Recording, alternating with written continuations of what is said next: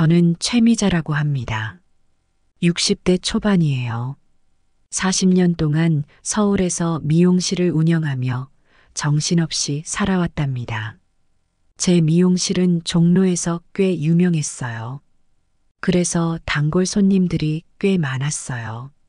그 손님들 머리 만져주면서 40년을 보냈다니 지금 생각해보면 참 긴 시간이었네요. 은퇴를 앞두고 있을 때였어요. 문득 이런 생각이 들더라고요. 이제 나를 위한 시간을 가져야 하지 않을까? 평생 꿈꿔왔던 전원주택에서의 삶을 준비해 보기로 했습니다. 텔레비전에서 보면 전원주택에 사는 사람들이 참 행복해 보이더라고요.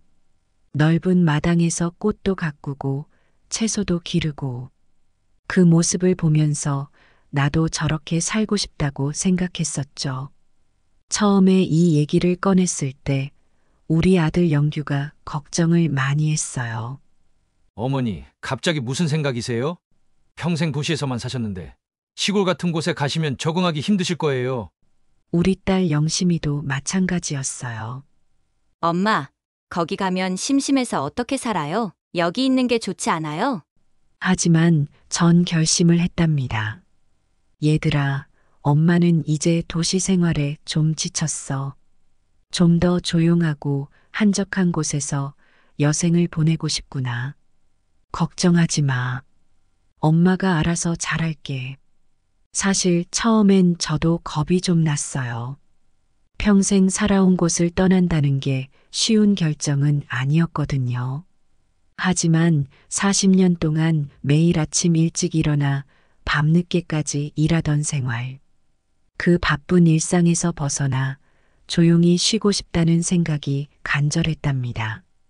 미용실을 정리하는 과정도 쉽지는 않았어요. 오랫동안 함께 일했던 직원들과 작별 인사를 하는 것도 마음이 아팠고 단골 손님들과 헤어지는 것도 서운했죠. 미자 씨, 우리 어디 가서 이렇게 편하게 머리 할 수 있겠어요? 라고 하시는 손님들의 말씀을 들으면 괜히 눈시울이 붉어지더라고요. 마지막 영업일 미용실 문을 닫으면서 참 많은 생각이 들었어요. 이 자리에서 보낸 40년의 세월이 주마등처럼 스쳐 지나가더라고요. 처음 가게 문을 열었을 때의 설렘, 어려웠던 시기를 이겨내며 느꼈던 보람, 그리고 수많은 손님들과 나눴던 대화들.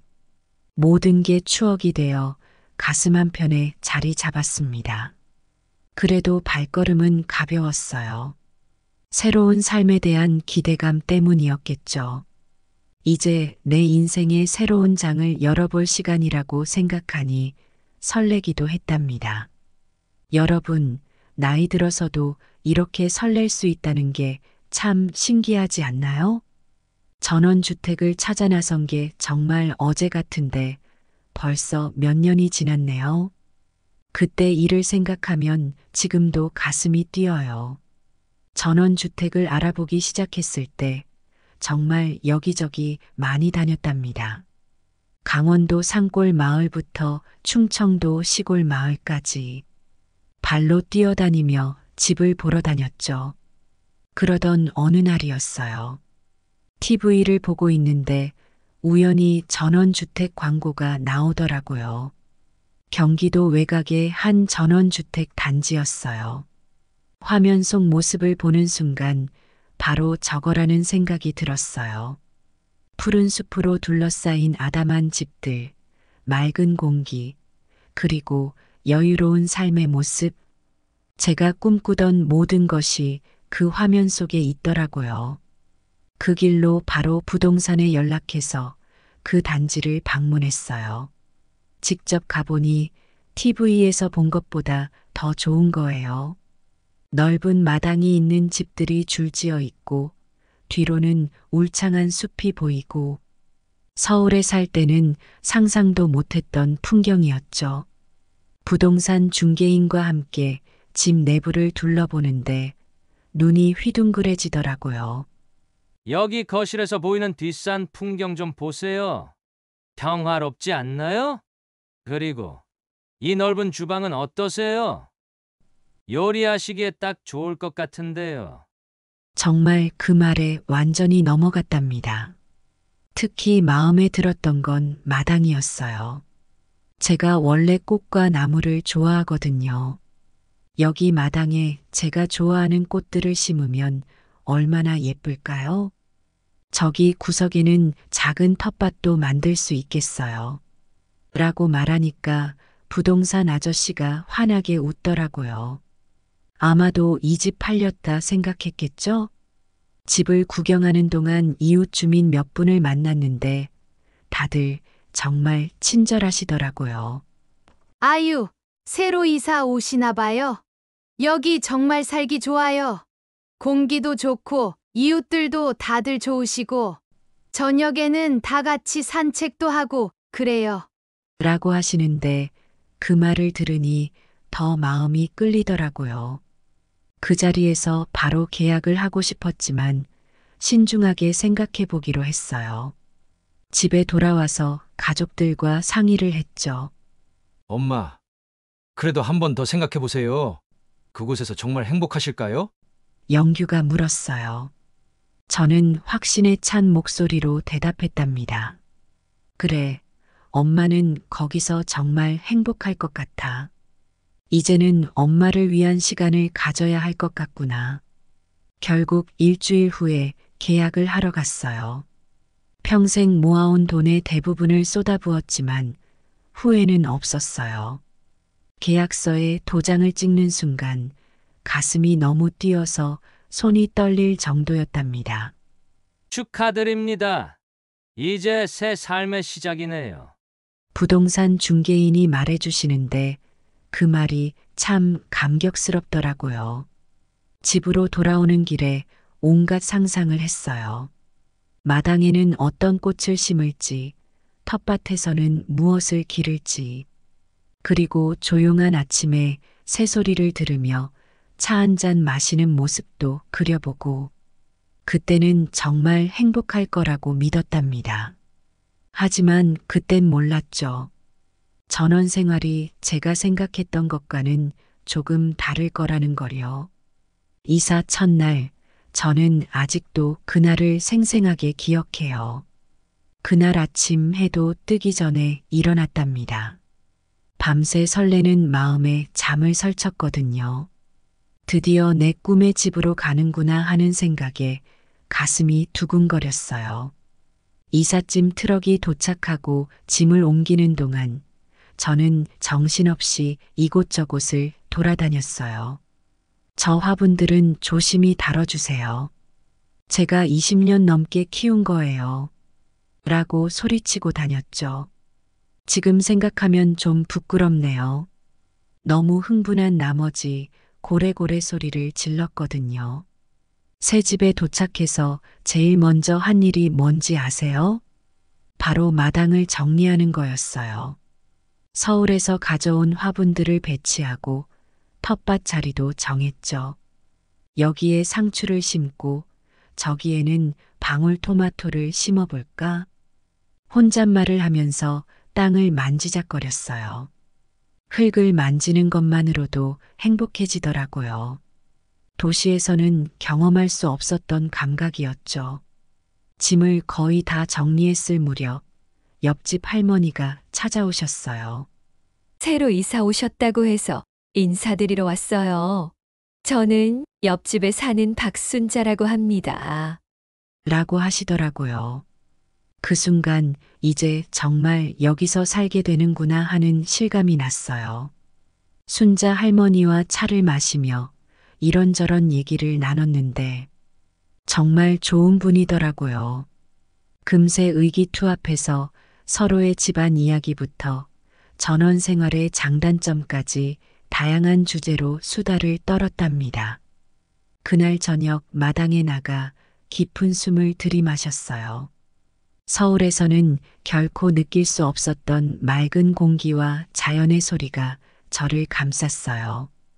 귀뚜라미 소리가 들리더라고요. 이게 바로 내가 꿈꾸던 삶이구나 하는 생각이 들었죠. 밤하늘의 별들을 보며 앞으로의 삶에 대한 기대로 가득 찼어요. 잠자리에 들기 전 아들 영규에게 전화를 걸었어요. 엄마, 적응은 잘하고 계세요? 그럼 엄마는 여기가 천국 같아. 너가 걱정했던 것처럼 적응하기 어렵지 않아. 오히려 너무 좋아. 그때는 정말 그렇게 생각했어요. 모든 게 새롭고 신선하게 느껴졌거든요. 첫날 밤 귀뚜라미 소리를 들으며 잠이 들었어요.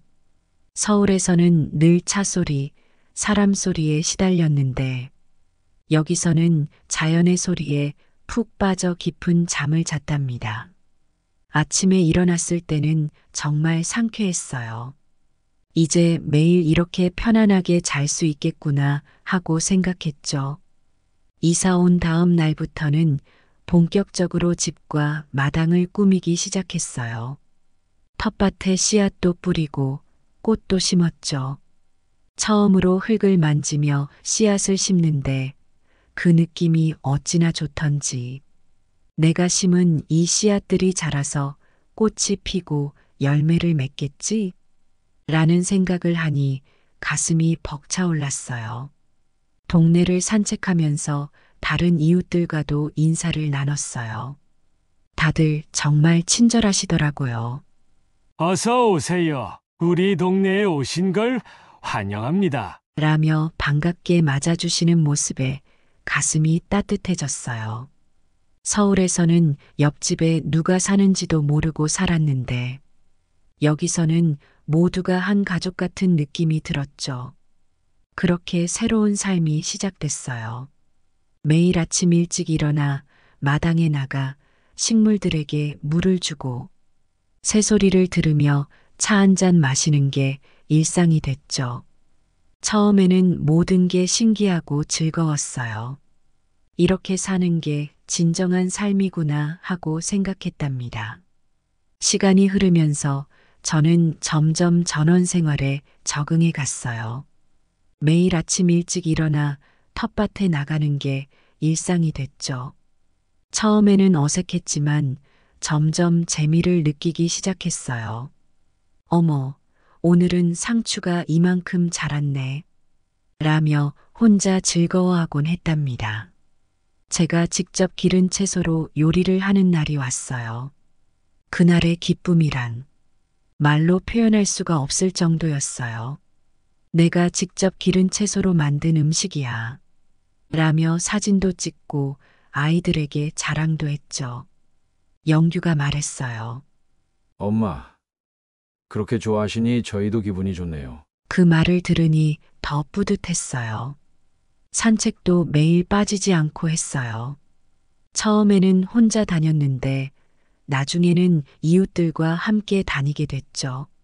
아침 일찍 만나서 동네 한 바퀴를 도는데 그게 얼마나 즐거운지 몰라요. 산책하면서 이야기도 나누고 새로 핀 꽃도 구경하고 아유, 여기 진달래가 폈네요. 라며 서로 알려주기도 하고요. 그렇게 걷다 보니 자연스럽게 운동도 되더라고요. 건강이 좋아지는 걸 느꼈어요. 서울에 살 때는 늘 피곤하고 몸이 무거웠는데 여기 와서는 몸이 가벼워지는 것 같았어요. 요즘 얼굴색이 좋아지셨어요.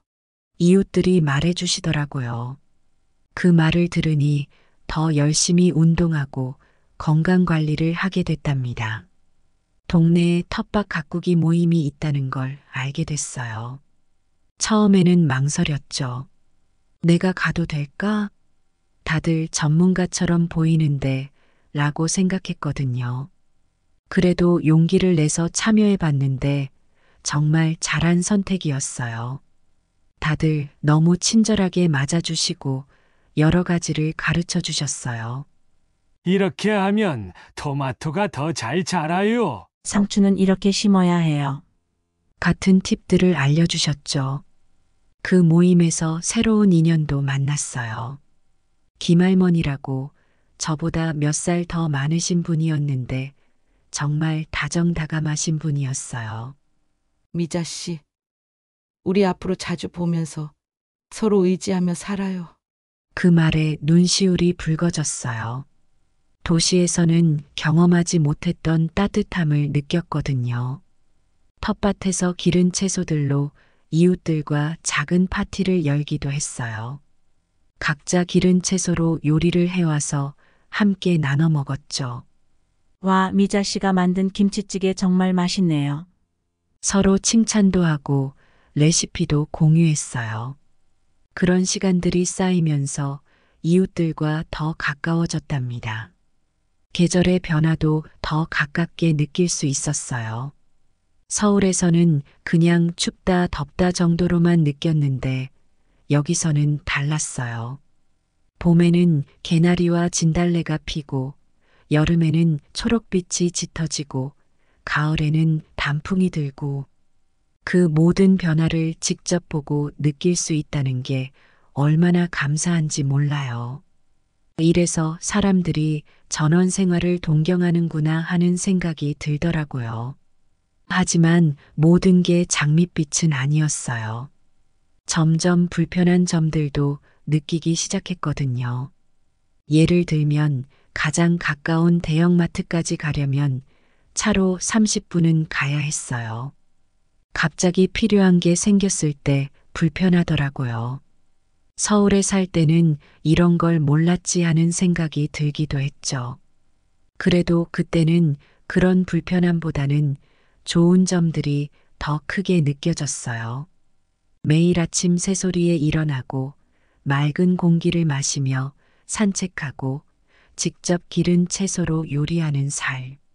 그 모든 것이 너무 행복하게 느껴졌거든요. 여러분, 세상 일이란 게 참 새롭죠? 처음엔 모든 게 좋아 보이다가도 시간이 지나면 예상치 못한 일들이 생기기 마련이에요. 제 전원 생활도 그랬답니다. 가을이 되자 첫 번째 시련이 찾아왔어요. 어느 날 아침이었어요. 평소처럼 텃밭에 나갔는데 글쎄 뱀이 있는 거예요. 어머나 하고 소리를 지르며 뒤로 물러섰죠. 그 뱀도 놀랐는지 후다닥 풀숲으로 사라졌어요. 심장이 너무 빨리 뛰어서 한동안 그 자리에 서 있었어요. 이런 일이 흔한 걸까? 생각하며 집으로 돌아왔죠. 그날 이후로 뱀 출몰이 자주 있었어요. 이웃들에게 물어보니 여기서는 흔한 일이라더군요. 아, 뱀이요. 그냥 내버려 두세요. 해 안 됩니다. 라고 하시더라고요. 하지만 저는 적응이 안 됐어요. 매번 텃밭에 나갈 때마다 뱀이 나올까봐 조마조마했죠. 벌레 문제도 심각했어요. 모기, 개미, 거미. 온갖 벌레들이 집 안으로 들어왔어요. 아니, 이렇게 많은 벌레들은 처음 봐요라며 한숨을 쉬었죠. 방충망을 설치하고 방역을 해도 소용이 없더라고요. 밤에 잠을 잘 때도 벌레 소리 때문에 깜짝깜짝 놀라 깼어요. 그런데 더 큰 문제는 텃밭이었어요. 그렇게 정성껏 가꾼 작물들이 병충해로 시들어가기 시작한 거예요. 토마토에는 검은 반점이 생기고 상추는 벌레들이 갉아먹고 어떡하지? 내가 뭘 잘못한 걸까? 텃밭 가꾸기 모임에 가서 물어보니 농약을 쳐야 한다더군요. 농약을 치라는 말에 좀 당황했어요. 농약이요? 저는 무농약으로 키우고 싶은데 라고 말했죠. 하지만 현실은 그렇게 녹록지 않더라고요. 결국 농약을 사용하기로 했지만 마음이 편치 않았어요.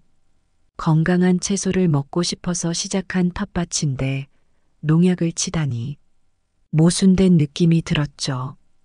이런 문제들을 겪으면서 점점 도시 생활이 그리워지기 시작했어요. 서울에 살 때는 이런 걱정 없이 살았잖아요. 뱀이나 벌레 걱정 없이 마트에 가서 깨끗한 채소를 사다 먹으면 됐죠. 그때는 몰랐죠. 그게 얼마나 편한 건지. 아들 영규에게 전화를 걸어 이런 상황을 얘기했더니 걱정하는 목소리로 엄마, 괜찮으세요? 도움이 필요하면 제가 갈게요. 라고 하더라고요. 그 말을 들으니 갑자기 울컥했어요. 아니야, 엄마가 잘할 수 있어. 걱정하지 마. 라고 말했지만 사실 마음 한구석이 불안하더라고요. 이웃들은 이런 일들이 시간이 지나면 적응된다고 했어요. 처음엔 다들 그래요. 금방 익숙해지실 거예요. 라고 위로해 주셨죠. 하지만 저는 의문이 들었어요. 정말 이런 것들에 익숙해질 수 있을까? 이게 내가 꿈꾸던 전원 생활일까? 그래도 포기하지 않았어요. 뱀을 피하는 방법도 배우고 벌레 퇴치제도 여러 가지 시도해 봤죠. 텃밭 관리도 더 열심히 했고요. 이 정도 어려움은 이겨낼 수 있어. 스스로를 다독였어요. 하지만 마음 한구석에는 불안감이 자리 잡기 시작했어요. 이런 문제들이 앞으로 더 심각해지면 어쩌지? 내가 정말 이곳에서 오래 살 수 있을까? 그런 생각들이 머릿속을 맴돌았죠. 여러분, 살다 보면 이런 일들이 있잖아요. 처음엔 좋아 보이던 것들이 시간이 지나면서 문제점들이 보이기 시작하는. 그럴 때 우리는 어떻게 해야 할까요? 포기해야 할까요? 아니면 끝까지 견뎌내야 할까요? 저는 그때 그 질문 앞에 서 있었답니다. 가을이 지나고 겨울이 다가오자 새로운 문제들이 하나둘씩 나타나기 시작했어요. 처음으로 맞이하는 전원주택에서의 겨울이었죠. 겨울이 오면 더 조용하고 평화로울 거라고 생각했는데 현실은 달랐어요. 첫눈이 내리던 날 아침에 일어나 창밖을 보고 놀랐어요. 온 세상이 하얗게 변해 있더라고요. 와, 정말 아름답다 하며 감탄했죠. 하지만 그 아름다움도 잠시 곧 현실적인 문제들이 찾아왔어요. 눈이 많이 내리자 도로가 통제되기 시작했어요. 제설 작업이 늦어지면서 차를 운전하기가 힘들어졌죠. 아니, 이렇게 도로가 막히다니. 서울에 살 때는 상상도 못했던 일이었죠. 가장 가까운 대형마트까지 가는 것도 큰 모험이 되었어요. 평소에는 30분 정도 걸리던 거리가 눈 때문에 1시간 넘게 걸리더라고요. 이러다 식료품을 사러 가는 것도 힘들어지겠다는 생각이 들었죠. 그제서야 도시의 편리함이 얼마나 소중한지 깨달았어요. 난방비 문제도 심각했어요. 첫 달 난방비 고지서를 받았을 때 눈을 의심했답니다. 어머나, 이게 얼마야? 내가 잘못 본 게 아닐까? 몇 번이나 다시 봤어요. 서울에서 살 때보다 3배 이상 나온 거예요. 전원주택이라 단열이 잘 안 되는 데다 천장이 높아서 난방이 잘 안 되더라고요. 집 관리에 들어가는 비용도 만만치 않았어요. 보일러 관리, 누수 점검, 정원 관리. 이것저것 신경 쓸 게 너무 많았죠. 아파트에 살 때는 이런 걱정 안 했는데. 그런데 이런 물리적인 문제보다 더 힘들었던 건 마음의 고립감이었어요. 날씨가 추워지니 이웃들과 만나는 일도 줄어들더라고요. 텃밭 모임도 겨울 동안 쉬게 되고 아침 산책도 날씨 때문에 자주 못 가게 됐죠. 이러다 나 혼자 고립되는 거 아닐까? 불안감이 들기 시작했어요. 특히 밤이 되면 그 고립감이 더 심해졌어요. 창밖으로 보이는 건 깜깜한 어둠뿐이고 귀뚜라미 소리마저 들리지 않는 겨울밤. 서울에 살 때는 밤에도 항상 사람 소리, 차 소리가 들렸는데 라고 생각하며 그리움이 밀려왔죠. 아들 영규에게 전화를 걸어 이런 상황을 털어놨어요. 엄마, 너무 힘들면 서울로 돌아오세요. 제가 모시고 살게요. 그 말을 들으니 눈물이 났어요. 아니야, 엄마가 선택한 거니까 잘 해결해 볼게. 사실 마음 한구석에서는 서울로 돌아가고 싶은 마음도 있었지만 자존심 때문에 쉽게 말할 수 없었어요. 이웃들에게 이런 고민을 털어놨더니 다들 비슷한 경험이 있다고 하더라고요. 처음, 겨울은 다들 그래요. 내년엔 좀 나아질 거예요. 그 말을 들으니 조금은 위안이 됐어요. 나만 이런 게 아니구나 하는 생각에 마음이 조금은 가벼워졌죠. 그래도 여전히 불안했어요. 이런 상황이 계속된다면 과연 내가 여기서 오래 살 수 있을까? 나이가 들수록 이런 어려움들은 더 커지지 않을까? 그런 생각들이 머릿속을 맴돌았죠. 그 겨울은 정말 길게 느껴졌어요. 매일 아침 창문을 열면 눈으로 뒤덮인 풍경이 펼쳐졌죠. 처음에는 그 모습이 아름답게 보였는데 시간이 지날수록 답답하게 느껴지더라고요. 이 겨울은 언제 끝나려나. 한숨 쉬는 날도 많았어요. 그래도 포기하지 않고 나름대로 노력했답니다. 이웃들과 함께 눈을 치우고 서로의 집을 오가며 따뜻한 차를 마시며 이야기를 나눴어요. 미자 씨, 우리 같이 이겨내요. 봄이 오면 다 좋아질 거예요. 서로를 위로하며 힘을 냈죠. 그러면서 조금씩 깨달았어요. 전원 생활이 제가 생각했던 것처럼 낭만적이기만 한 게 아니라는 거요. 현실적인 어려움도 많고 때로는 외롭고 힘들 수도 있다는 것을. 하지만 동시에 그런 어려움을 이겨내면서 더 강해질 수 있다는 것도 알게 됐어요. 봄이 오기 전 저는 큰 결심을 하게 됐어요. 이대로 도망가지 않고 적어도 1년은 더 살아보자. 1년 동안 사계절을 모두 경험해보고 나서 최종 결정을 내리기로 한 거죠. 그 결심을 하고 나니 마음이 조금은 가벼워졌어요. 여러분, 살다 보면 이런 순간들이 있잖아요. 힘들고 포기하고 싶지만 그래도 끝까지 해보자고 마음먹는 순간. 그때 우리는 조금 더 성장하는 것 같아요. 저도 그 겨울을 보내면서 많이 변했답니다. 더 강해지고 더 현실적으로 생각하게 되었죠. 그리고 무엇보다 제가 정말 원하는 게 무엇인지 진지하게 고민하게 됐어요.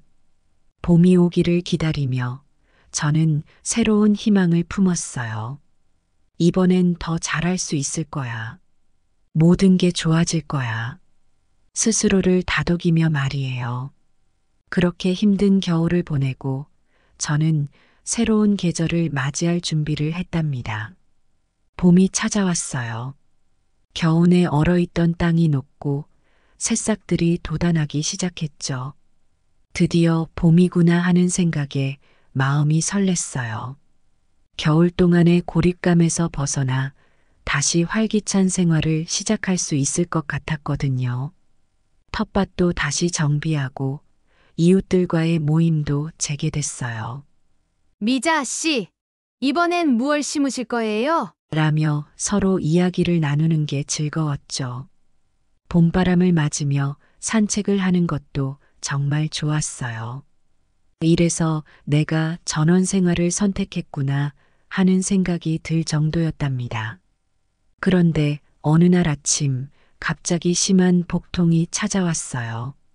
처음에는 소화가 안 된 거겠지 하고 대수롭지 않게 여겼는데 시간이 지날수록 통증이 심해지더라고요.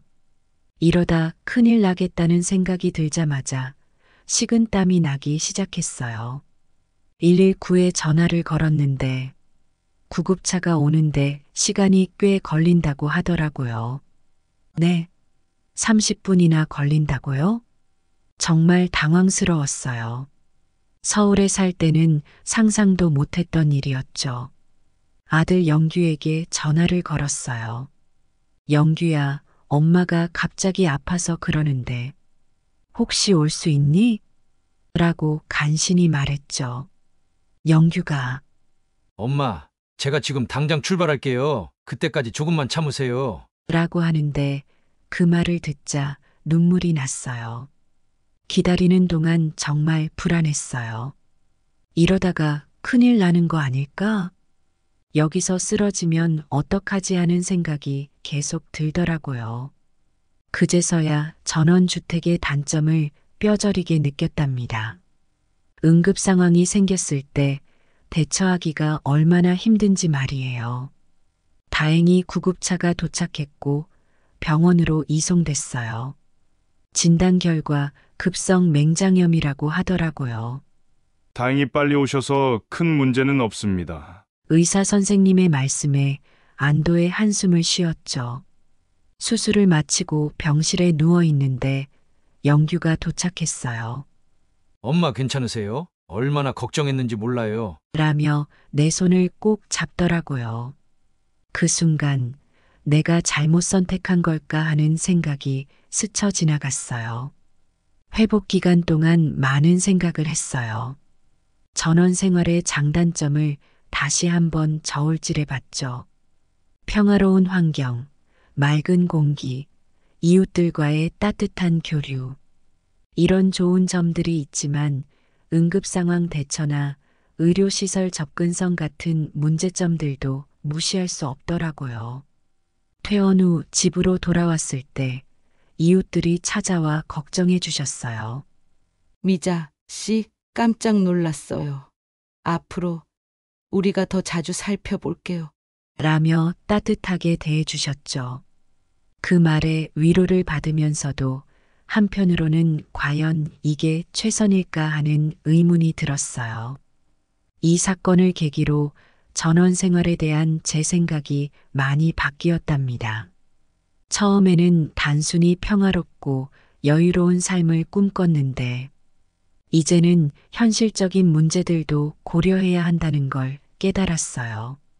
특히 나이가 들수록 이런 건강 문제가 더 중요해질 텐데 말이에요.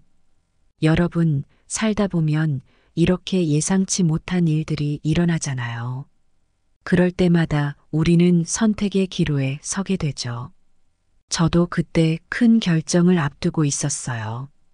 이대로 전원 생활을 계속할 것인가, 아니면 도시로 돌아갈 것인가. 그 선택이 쉽지만은 않았답니다. 하지만 한 가지 확실한 건 이 경험을 통해 제가 더 강해졌다는 거예요. 어떤 선택을 하든 그에 따른 책임을 질 준비가 되어 있었죠. 그리고 무엇보다 가족의 소중함을 다시 한번 깨달았어요. 영규가 병원에 달려왔을 때의 그 안도감, 그 따뜻함. 그걸 생각하면 지금도 가슴이 뭉클해져요. 여러분도 살아가면서 이런 순간들을 겪게 될 거예요. 그럴 때마다 자신의 선택을 되돌아보고 앞으로의 삶에 대해 진지하게 고민해 보는 것도 좋을 것 같아요. 저처럼 말이에요. 건강 위기를 겪고 난 후 저는 정말 많은 생각을 했어요. 마치 인생의 갈림길에 서 있는 것 같았죠. 이대로 전원 생활을 계속해야 할까? 아니면 도시로 돌아가야 할까? 하는 질문이 계속 머릿속을 맴돌았어요. 하루는 마당 의자에 앉아 지난 시간을 돌아보았어요. 처음 이사 왔을 때의 설렘, 텃밭을 가꾸며 느낀 행복, 이웃들과 나눈 따뜻한 정. 그 모든 것들이 주마등처럼 스쳐 지나갔죠. 그래, 분명 좋은 점도 많았어. 하지만 동시에 겪었던 어려움들도 떠올랐어요. 뱀과 벌레들로 인한 불편함, 겨울의 고립감, 그리고 가장 최근에 겪은 건강위기. 이런 문제들을 계속 겪어야 한다면 정말 힘들 것 같아 하는 생각이 들더라고요. 특히 건강 문제가 가장 큰 고민이었어요. 나이가 들수록 이런 일이 더 자주 생기지 않을까? 그때마다 이렇게 힘들게 병원에 가야 한다면 저는 불안해졌어요. 아들 영규에게 전화를 걸어 제 고민을 털어놨어요. 영규야, 엄마가 요즘 고민이 많아. 이대로 여기서 살아야 할지 아니면 서울로 돌아가야 할지. 영규는 잠시 침묵하더니 이렇게 말하더라고요. 엄마, 결정은 엄마가 하셔야 해요. 하지만 제 생각에는 건강이 제일 중요해요. 엄마가 편하고 안전한 곳에서 사셨으면 좋겠어요. 그 말을 듣고 또 한 번 깊은 생각에 잠겼어요. 맞아요. 건강이 제일 중요하죠. 아무리 좋은 환경이라도 건강을 챙길 수 없다면 무슨 소용일까요? 이웃들에게도 제 고민을 털어놨어요. 저 사실은 서울로 돌아갈까 생각 중이에요. 조심스럽게 말했죠. 예상과 달리 이웃들은 이해해 주셨어요. 미자 씨, 건강이 최고예요. 결정이 어떻게 되든 우리는 계속 좋은 이웃으로 지내요. 그 말에 눈물이 났어요. 며칠 동안 정말 많은 생각을 했어요.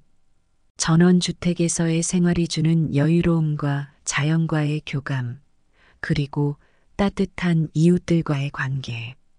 이 모든 것들을 포기하고 다시 복잡한 도시로 돌아가야 한다는 게 쉬운 결정은 아니었죠. 하지만 동시에 도시의 편리함과 안전함도 떠올랐어요. 언제든 병원에 갈 수 있고 필요한 것들을 쉽게 구할 수 있는 곳, 그리고 무엇보다 가족들과 가까이 있을 수 있다는 점이 크게 다가왔어요. 결정을 내리기 전 마지막으로 텃밭을 둘러보았어요. 제가 심은 채소들이 무럭무럭 자라고 있더라고요. 이걸 두고 가야 한다니 하는 생각에 마음이 아팠죠. 하지만 동시에 건강해야 이런 것들도 즐길 수 있는 거야 하는 생각도 들었어요. 결국 저는 결정을 내렸어요. 서울로 돌아가기로 한 거죠. 쉬운 결정은 아니었지만 제 나이와 건강을 고려했을 때 가장 현명한 선택이라고 생각했어요. 이 결정을 내리고 나니 한편으로는 후련하면서도 다른 한편으로는 아쉬움이 크더라고요. 1년 동안 정말 좋은 경험을 했어. 이 경험은 평생 잊지 못할 거야. 라며 스스로를 위로했죠.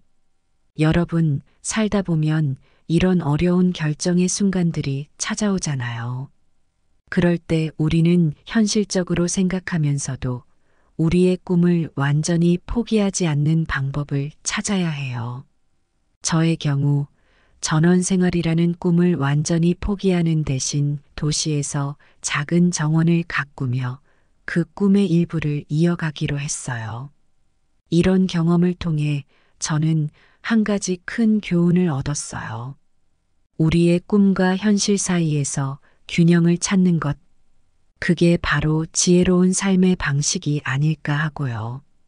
때로는 꿈을 조금 수정해야 할 수도 있고, 때로는 현실에 맞춰 우리 자신을 변화시켜야 할 수도 있어요. 이제 새로운 챕터를 시작하려고 해요. 도시로 돌아가는 것이 끝이 아니라 새로운 시작이 되길 바라면서요. 여러분도 살아가면서 이런 선택의 순간들을 만나게 될 거예요.